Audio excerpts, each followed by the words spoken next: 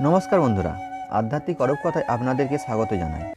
আজকের এই এপিসোডে শ্রীকৃষ্ণের প্রেম কাহিনী সম্পর্কে আলোচনা করব। তার মূল উদ্দেশ্য আশা করি এপিসোডের টাইটেল দেখে কিছুটা বুঝতে পেরেছ। এপিসোডের আগে আমি তোমাদেরকে বলতে চাই, আমার এই চ্যানেলে এরকম অনেক শিক্ষামূলক এপিসোড রয়েছে। এই এপিসোডটি দেখার পর আপনাদেরকে কেমন লেগেছে অতি অবশ্যই কমেন্টে লিখে জানাবেন। ব্রজভূমি, যেটি আজকের মথুরা ও বৃন্দাবন অঞ্চলে অবস্থিত, সেখানে একসময় কৃষ্ণ ও রাধার প্রেমের কাহিনী ছড়িয়ে পড়েছিল। কৃষ্ণ, যিনি ছিলেন দেবকী এবং বসুদেবের পুত্র, কিন্তু জন্মের পর থেকে যশোদা ও নন্দের কাছে মানুষ হন। তার লীলা মুগ্ধ করে রেখেছিলেন গোটা ব্রজভূমি। কৃষ্ণের মথুরা বংশীর সুরে শুধু ব্রজের গোপীজন নয়, রাধার হৃদয়ও বাঁধা পড়েছিল। রাধা ছিলেন গোলক কামের এক সাধারণ গোপী, তবে সাধারণের মধ্যে অসাধারণতা লুকিয়েছিল রাধার মধ্যে। কৃষ্ণ ও রাধার প্রথম দেখা হয়েছিল এক বসন্তের দিনে, যখন কৃষ্ণ তার বন্ধুদের সঙ্গে যমুনার তীরে খেলছিলেন। রাধার চোখে তখন কৃষ্ণের সেই মধুর মুখচ্ছবি, যেটি চিরকাল তার হৃদয়ে আঁকা থাকবে।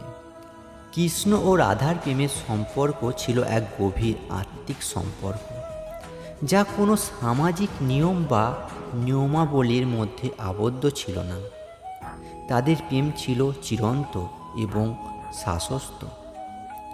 বৃন্দাবনে কুঞ্জবনে রাধা ও কৃষ্ণের গোপন মিলন ছিল তাদের প্রেমের সর্বোচ্চ প্রকাশ। কৃষ্ণের মধ্যে বংশীর সুরে রাধার হৃদয় বাঁধা পড়ে যেত, আর সেই সুর শুনেই ছুটে যেতেন কৃষ্ণের কাছে। তবে এই প্রেম কাহিনীর মধ্যে ছিল বিচ্ছেদও।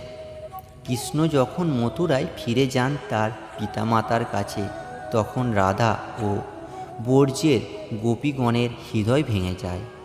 রাধার কাছে কৃষ্ণ কখনো আর ফিরে আসেনি, কিন্তু তাদের প্রেমের বন্ধন এখনও ভাঙেনি।